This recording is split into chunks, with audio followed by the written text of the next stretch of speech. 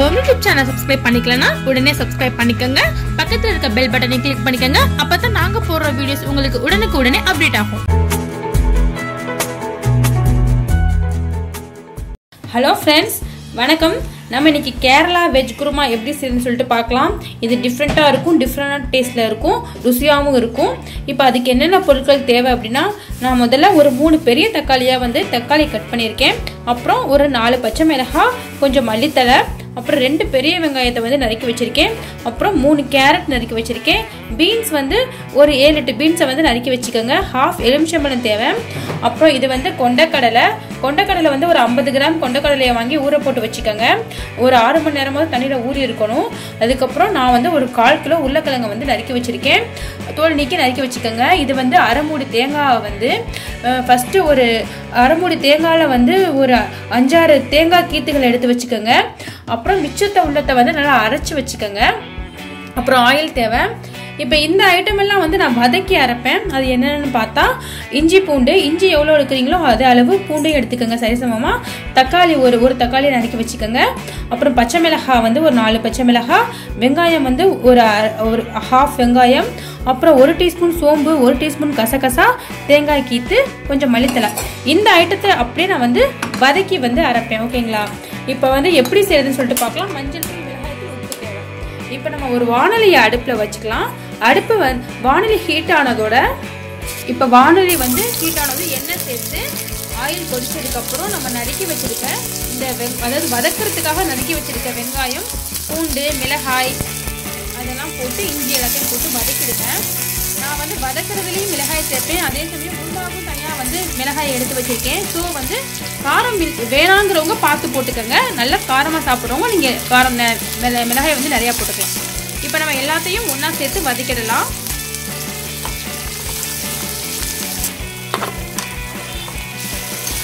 எல்லாத்தையும் நல்லா வதக்கிடுங்க. இதை வதக்கி நல்லா ஆற வச்சிடணும். ஆற வச்சதுக்கப்புறம் நீங்கள் மிக்சி ஜாரில் அரைச்சி எடுத்துருங்க. இதில் ஒரு 1/4 டீஸ்பூன் மஞ்சள் தூள் சேர்த்துக்கோங்க. இப்போ நமக்கு நல்லா வதங்கிடுச்சு எண்ணெயில். இதை நல்லா ஆற வச்சதுக்கப்புறம் நீங்கள் மிக்சி ஜாரில் அரைச்சி எடுத்துக்கோங்க. நம்ம இப்போ அதை அரைச்சி எடுத்துக்குவோம். அதை ஆறட்டும். இப்போ அதுக்கடியில் நம்ம குருமாவுக்கு ரெடி பண்ணிடலாம். ஒரு குக்கர் அடுப்பில் வச்சுக்கோங்க. குக்கர் ஹீட் ஆகட்டும். குக்கர் ஹீட் ஆயிடுச்சு. நம்ம ஆயில் சேர்த்துடலாம். ஆயில் ஒரு டீஸ்பூன் அளவுன்னு பார்த்தா ஒரு 7-8 டீஸ்பூன் சேர்த்து. இப்போ ஆயில் ஹீட் ஆயிடுச்சு. பட்டை, கிராம்பு, ஏலக்காய் சேர்த்துடலாம். ஒரு 2 பட்டை, 2 கிராம்பு, 2 ஏலக்காய். அதுக்கடுத்து நறுக்கி வச்சிருக்க வெங்காயம், தக்காளி, பீன்ஸு, கேரட், மிளகாய், மல்லித்தலை, அதோட நறுக்கி வச்சிருக்க உருளைக்கிழங்கையும் சேர்த்துடுங்க. எல்லாத்தையும் எண்ணெயில் நல்லா வதக்கிடுங்க. இப்போ நம்ம வதக்கி வச்சிருந்த தக்காளி, வெங்காயம், சீரகம், சோம்பு, கசகசா அதெல்லாத்தையும் நான் அரைச்சிக்கிட்டேன். இப்போ நமக்கு ஒரு பேஸ்ட் கிடச்சிருக்கு பார்த்தீங்களா? இப்போ நம்ம தனியாக வச்சுக்கலாம். இப்போ இதுக்கடையில் இங்கே பார்ப்போம், குக்கரில் எல்லாம் வதங்கிட்டு இருக்கு. இப்போ நம்ம மிளகாய்த்தூள் சேர்த்துடலாம். நம்ம ஏற்கனவே மிளகாய் நிறையா சேர்த்துருக்கனால மிளகாய்த்தூள் கம்மியாக சேர்த்துக்கோங்க. நான் 1/2 டீஸ்பூன் தான் சேர்க்குறேன். அடுத்து உப்பு தேவைக்கேற்ப சேர்த்துக்கோங்க. எல்லாத்தையும் நல்லா மிங்கிள் பண்ணிவிடுங்க. நல்லா எண்ணெயில் நல்லா வதக்கிடுங்க. அதுக்கடுத்து நம்ம ஊற வச்ச கொண்டைக்கடலை, நாங்கள் 50 கிராம் கொண்டைக்கடலை போடுறோம். கொண்டைக்கடலை 6 மணி நேரம் ஊறி இருக்கணும். இப்போ அதையும் நம்ம இதோட சேர்த்து நல்லா வதக்கிடலாம். இப்போ இதோட ஒரு 3 நிமிஷம் கழித்து நம்ம அரைச்ச பேஸ்ட்டு அதையும் நாங்கள் சேர்த்துருங்க. இது கேரளா சைடு ரொம்ப ஃபேமஸாக இருக்கும். சாப்பிட்றதுக்கு ரொம்ப சுவையாக இருக்கும். சப்பாத்திக்கு, பரோட்டாக்கு எல்லாத்துக்கும் ரொம்ப மேட்சாகவும் இருக்கும்.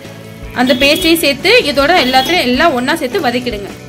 இப்போ அவ்வளோதான், நம்ம எல்லாத்தையும் சேர்த்தாச்சு. இப்போ தண்ணி ஒரு 1.5 டம்ளர் தண்ணி ஊற்றி, அதாவது குருமா நமக்கு தேவைக்கேற்ப அந்த அளவுக்கு தண்ணி ஊற்றி நம்ம இப்போ வேக விட்டுறலாம். நான் இப்போ குக்கர் விசில் போட போகிறேன். குக்கர் லாக் பண்ணிடுங்க. இது ஒரு 7 விசிலுக்கு வைங்க. ஏன்னா கொண்டைக்கடலை, உருளைக்கிழங்கு எல்லாம் வேகணும். கொண்டைக்கடலை கொஞ்சம் லேட் ஆகும். ஸோ 7 விசிலுக்கு வைங்க. நம்ம 7 விசிலுக்கு வச்சு பார்க்கலாம். ஓகே, இப்போ நமக்கு 7-8 விசில் வந்துருச்சு. நம்ம பார்ப்போம். குருமா நல்லா ரெடி ஆயிடுச்சு. கொண்டைக்கடலை எல்லாம் வெந்துருச்சு. இங்கே பாருங்கள், உருளைக்கிழங்கு லேசாக மசிஞ்சிருச்சு.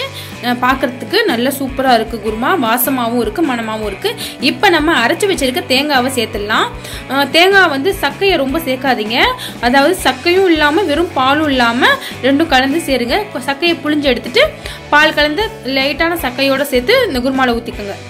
இங்கே பாருங்கள் இது மாதிரி ஊற்றிக்கோங்க. இப்போ என்ன பண்ண போகிறோன்னா எகைன் அடுப்பை ஆன் பண்ணிக்கோங்க. ஏன்னா ஒரு கொதி வரணும் நம்ம தேங்காய் பால் சேர்த்ததுனால.